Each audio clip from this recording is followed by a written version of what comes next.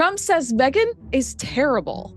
And why Catherine's game is the strong game.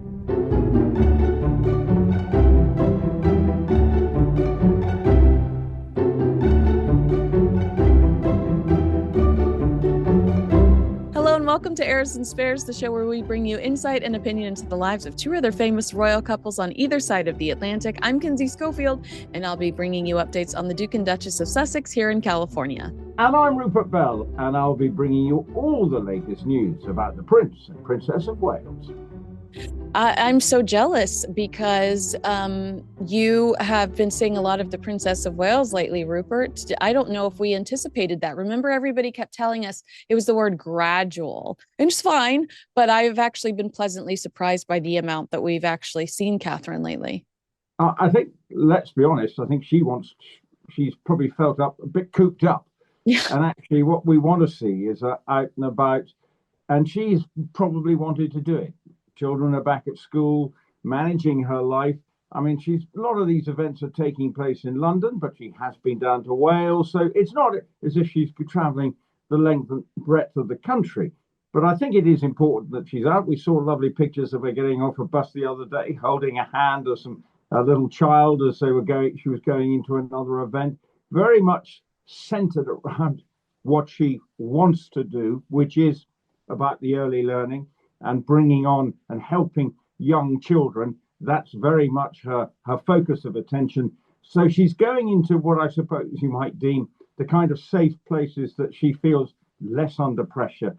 But as we know, I think she is beginning to be glad to be back out on the road, very much on her terms. And I think that's what the palace have always wanted to maintain, that she does it on her terms, but she will try and be out and about as much as possible. Look, we've got half term coming up in this country next week, and I've already heard the Prince of Wales is not going to go to the BAFTA Awards, which for people who don't know is our equivalent of the Oscars, because it's the first week of the half term for the children, although he says he'll be making sure that his role within BAFTA won't be forgotten and helping young filmmakers, but he won't be seen at the ceremony, and that I assume means that the Princess of Wales won't be there either.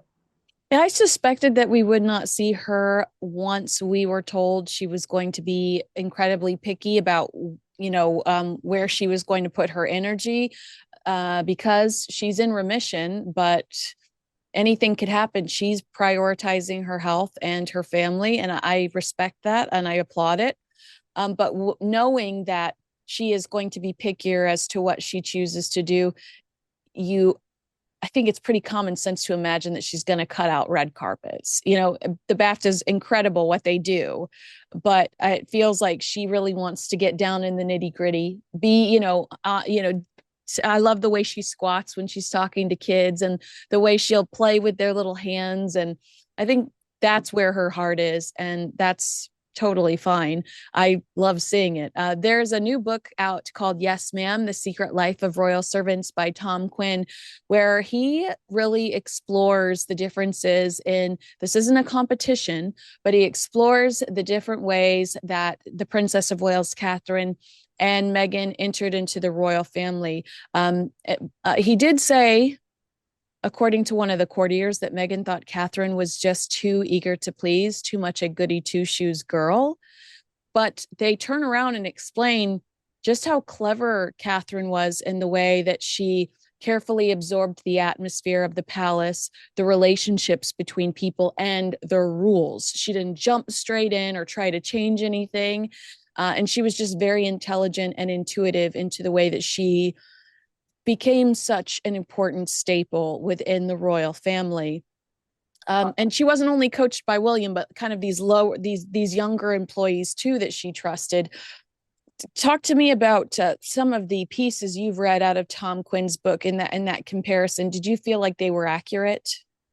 I think it's nothing unusual. And I think the reason we all know, obviously we've all discussed the Meghan involvement when she arrived in the royal family, that sort of very brash American sort of actressy wanting to be the center of attention. Whereas the Princess of Wales, Catherine, comes from, I suppose we would call a very middle class British background, but very much with a focus, very monarchist and understanding of the royal family. Although many of the sort of snootier royal courtiers are the thought that perhaps she wasn't even good enough for the future king, because they looked, that she wasn't quite from a traditional aristocratic background, mother running a party planning thing, and and they're running businesses, and it's not the norm.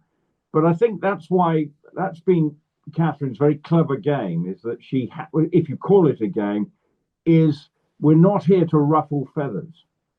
I've joined the firm, and it is my job to be a part of it. I'm married into the firm, and it's for the long haul, because the marriage, is now supposed to be one that won't go the way, sadly, of what so many other royal marriages have done and end in the divorce courts. And, it requires an understanding of the complicated relationship that she's going to have, not only trying to be a conventional wife, but you're actually a wife to the future King of England, and that comes with added burdens. And so that's why she played and has been playing the long game. And it's probably quite hard in a remission set of circumstances, because, there's always probably in the gnawing back of the mind, is this wretched disease going to come back? Am I going to be allowed to just freewheel back into it? So she's always probably got that sort of gnawing away, as any cancer sufferer will have at any stage and throughout their life. So it's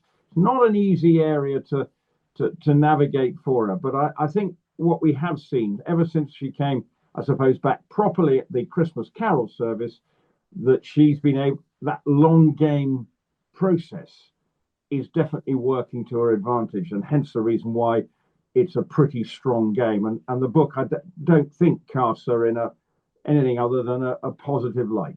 Right. The book also kind of casts Meghan in a positive light sometimes. But I, as I've been discussing it, I've been telling followers and viewers, he is very open when he says that some of these contacts were close to Meghan Markle. So obviously, like, some people might have an agenda in their storytelling for the book. Did anything stand out to you? I think what stood out to me was the idea that there were whispers about Meghan being inappropriate with William, too touchy-feely, Catherine, William, and Charles flinching when Meghan moved in for a hug.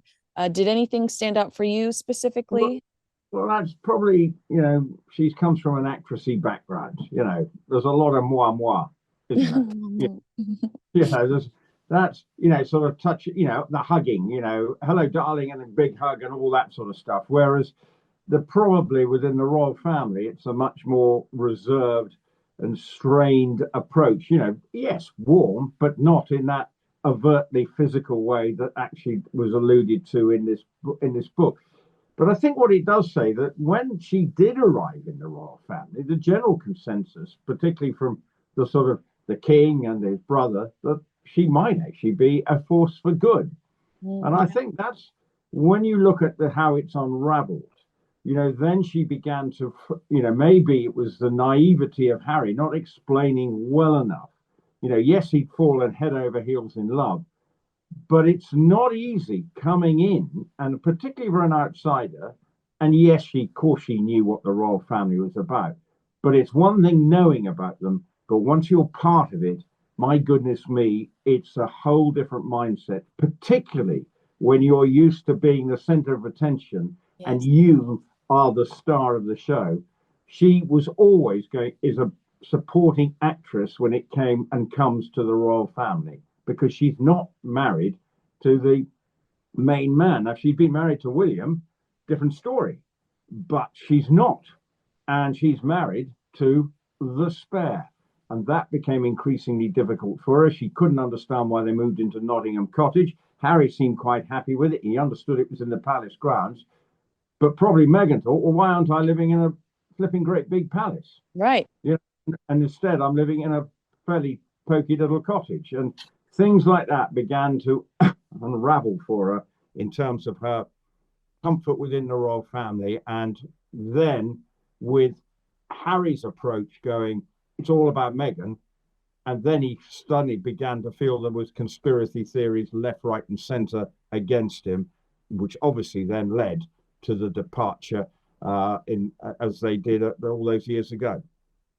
There was also mention of the fact that Meghan had a hard time wrapping her head around the fact that Prince Harry had to ask permission to see his grandmother, that there was certain protocol that she really just did not understand. I feel like that's a personality trait of hers that she, if she doesn't like something, she wants to change it versus trying to understand what why the process is the way it is. Did you get that sense in reading this excerpt Uh, from Tom Quinn's book?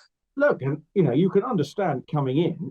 Why can't when you go and see a family and join a family, why can't you just pop in and see his grandmother? It just doesn't work like that within the royal family. The Queen's diary, and this is the book actually reflects, they have everything done for them from Yeah. the moment they get up. There is someone telling them, sorting out what they're wearing. They're not actually having to think like normal human beings, and they have everything done to them. Their diary is worked out months in advance. What can you do? And it's not straightforward. So every day, it's not like you and I. We can basically think we have a sort of degree of flexibility about our diaries, but it's not like that. That the royal family, unless they end up in hospital, their diaries are set in stone, and that's where they're going. Okay, they may agree. So it's a very different mindset. So when you're coming in as a sort of brash American actress with, who's used to, in a way, being the focus of attention, suddenly you've got royal courtiers who definitely want to do things by the book and see her as the new kid on the block. They want to make sure she fully understands that this is not her place to start telling people how to behave. And that's what she didn't deal with. And she's probably struggled ever since, from the moment she was told she couldn't wear that tiara at the wedding. That was just probably the start of a slippery slope that she began to realize that this isn't all it's cracked up to. I may love this guy, but actually, being a supporting actress is not what I've signed up for. I feel like that's likely what happened at Spotify too. Not getting her way enough to the point where it's just like, you know what, I'd rather leave than continue to be frustrated. Um, have you seen much of Invictus? And Uh, can I ask what your reaction is to the Invictus coverage? Harry and Meghan currently in Canada for the Winter Games. well, I'm look. It's very easy to sort of. I'm not there, Yeah. so I haven't been in the arenas. There's clearly a lot of warmth for Harry, Yes.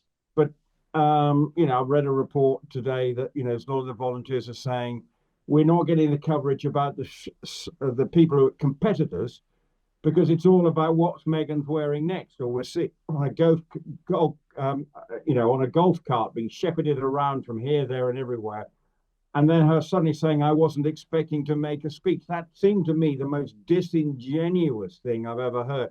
You don't just in something like that. Who decided that she was going to make a speech? Harry is the center of attention. I did see a video of what was it like in 2014, and at that opening ceremony was Prince William, was Queen Camilla, and the King, and they were applauding Harry and very much showing what the Invictus was about, and they were very supportive. It was and praising the Royal Foundation for getting it off the ground. So let's not forget, it's not Harry's. He had to have support to get it off the ground.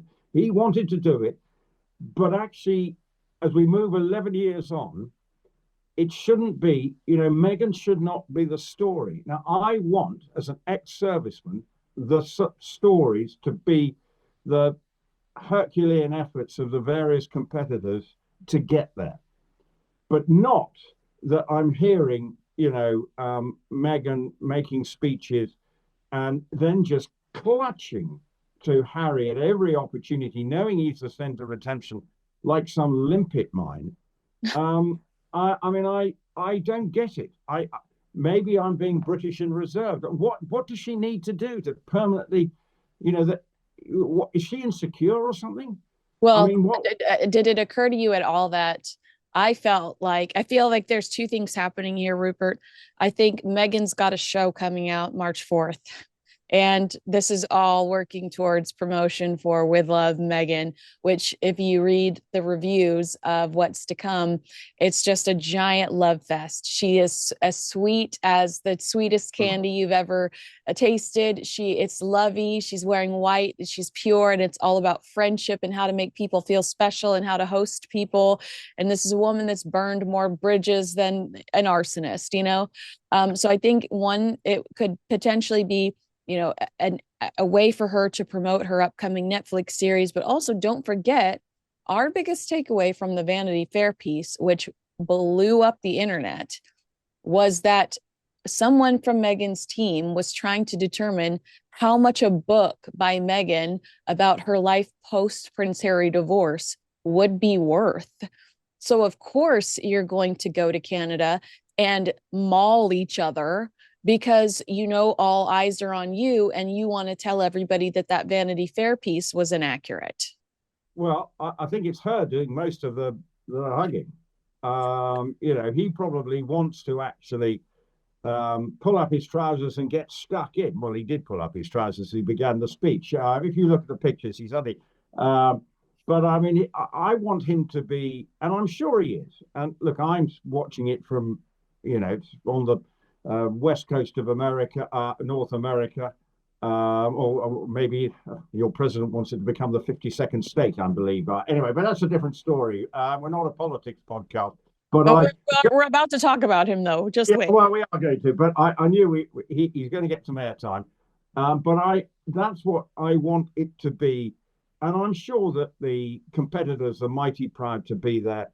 But at times, the coverage, certainly over here, definitely has a slant to suggest this is the Meghan show, and maybe there is a little bit of disgruntlement. Look, the opening ceremony looked good. Chris Martin coming in and doing his song Katy Perry in clothes that seem to change color, but Lion song, you know, raw, perfectly good, all the sort of right vibes for something like that. But ultimately, it's about those competitors who've been through life-changing injuries for whatever, you know, in difficult circumstances. They are the people that you need to be most proud about and celebrating, rather than a B-list actress who's about to produce a lifestyle program with friends that you know, who are they, and in saccharine sweet program filmed in not even our own house. So I'll have my friends, but I'm not allowed to film you in my house. Yeah. And so I may be wrong, and I know we talked about it before, but it probably, you know, if you look at it, this program was supposed to come out, beginning of January, if I'm not January mistaken, 15th. mid-January. Yeah. So they've delayed it. Now, if it had been an absolute turkey in terms of its reception, you know, people would have really been after it. This would have been a difficult thing. Actually, now this is easier because there's no PR fallout from whether people like or dislike the program or positives. So I think from her point of view, this is a pretty good way to try and generate eyeballs. But I look, and maybe I've got blinkers on. I just wish Harry was there on his own, because I think we'd see a very different Harry, and he would be getting stuck in rather than having to worry about when's my wife going to suddenly kiss me again because we're on the jumbotron or the whatever you call those things. Yeah. So I'm being overly cynical, I think, but that's my gut feeling. But at the heart of it, I want those servicemen and women to really feel they're able to do their country, do their everything proud, that how they found a way to summon the resources. And some of the stories are just mind blowing. And Yeah. that should be the whole story of Invictus. Harry can be the catalyst to bring people together, but ultimately he's not the story. The story is the competitors. Yeah. And not Meghan Markle moving someone's wheelchair without their permission. I almost peed my pants when I saw that. I was so appalled. Let's talk about Donald Trump, who has decided he's not going to deport Prince Harry. I feel like we knew this a long time ago. Donald Yeah. Trump loves the British royal family, and you hurt Harry, you hurt his father. I just don't see that coming to fruition. But he did take a swipe while discussing it. He said, I don't want to do that. I'll leave him alone. He's got enough problems with his wife. She's terrible. That, while that stings, ultimately, I wonder if the biggest sting is I think William is a great young man. You know, he always is singing Prince William's praises, um, which I think is so funny. It's clearly, though, he's trying to tear down Prince Harry, not only with his wife, but with his brother, who's going to be king. Well, I can, one of the other reasons that I think he might have done this and said, look, he's got enough problems. And you know, he's always likely to have a pop at people. Look, he's even had a go at Taylor Swift, hasn't he? The Super Bowl thing. I mean, I'm not sure where, so it's not as if, he's not frightened of just having a pop at anybody. And, that's the problem with it. But I think also, if he suddenly turns this into a political storm that Harry is being deported, I think knowing what, if he is a royalist, he's a supporter of the king and he's going through his own health issues. He's still recovering, yet he's and still having cancer treatment, yet he is out and about. He's been in Cornwall as we record this, down at one of the projects he's been doing. He's not resting. Last week we saw him having a big reception at Highgrove. So the king's not sitting on his backside, but I think Donald Trump might have been saying, look, he doesn't need any more issues with what is a bit of a problem for him.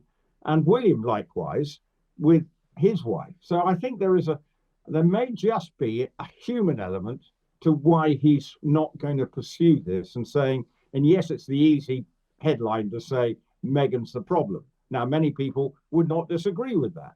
And she has created lots of problems for him. But, then I think there was a quote or something about, Harry made about in the Invictus speech about, in moral, got to have a moral fiber and basically popping at Trump, questioning his moral comfort, his moral compass. So I think I can see it's an easy thing to do. And remember, Trump does like to do the easy headline grabbing moment. And this certainly was one. But it will be food for thought for Harry and Meghan nonetheless. And Meghan certainly won't like that. And but I ultimately I don't think Trump cares. No, yeah, I don't take advice from somebody that I've seen wearing a Nazi costume when it comes to any sort of moral character discussions. But thanks, Prince Harry. Do you think that Prince Harry and Meghan Markle will walk away from Invictus feeling like it's a success based on the coverage you've seen so far? I think what they need to do is now they've had the opening, so let the athletes do the talking, Yes. and then you can come back. There'll be a closing ceremony, and she'll gush all over him again. But Harry, I hope in the end, in it for his own mind, because he is in this vacuum of not sure what he's doing at the moment. He doesn't. He is a rudderless man. The Invictus is a very strong focus for him. So I hope that this Invictus Games is a positive for him, because he doesn't know what to do with his life, because he can't come up with any projects that seem to resonate with all these people at Netflix or Spotify. He hasn't got the intellectual capacity. It's not in his DNA, as we've talked about. He's a man who basically doesn't have to think. If he likes something, he used to have people to do it for him. Right. So it's a very different mindset when you're going to have everything done, and then suddenly you're expected to be the ideas person instead of just being put on a train and point and go and say, come out, walk out, say hello, get back on train. This is a different mindset. Meghan's obviously not in that category because she is used to trying to come up with things. But at the moment, those ideas are not turning to gold. So for Harry, I hope he will be able to look back with success. But I hope he won't see through the fact. I don't think see through the fact that Meghan is grabbing too much of the headlines, because of course he is, Well, that was one of his arguments, that the royal family kicked them to the curb because she was just too popular. No, I don't think that's what the situation was. I'm not sure. No, and it wasn't the case. Yes, she was, because people were, as we talked about, when she arrived on the scene, we loved her. Yeah, there was a degree of positivity. No one thought that this was he found love, because he'd been pretty people had actually realized that he was a complicated beast, but he found somebody who seemed to embrace him warts and all. And unfortunately, it turned in the end relatively quickly after the wedding. And we're going over slight old ground, but it is frustrating. That's why I want the Invictus Games to be a success, because an institution, I believe, it is incredibly valuable for the competitors and helps them focus. And that's the ultimate aim, and must always be the aim, and would have been Harry's aim in the first place, that it's about the competitors. It's not about him, it's about them. He is just the leader of an organization that can be a force for good for so many. Absolutely. Well, if you agree with us, disagree with us, let us know in the comments below. Make sure you like, subscribe, and share this video with a friend. Rupert, it was so nice to have you back. I can't wait to talk to you again soon. It's nice to be back. Had a lovely, refreshing holiday, nipping around parts of Asia. If you watch my Instagram, some of it was quite colourful. It was good. Yeah, well, some of it was certainly thought-provoking, but I absolutely loved it. Cambodia is a fascinating country, so is Vietnam. But back on the royal beat, and a pleasure to be back with you.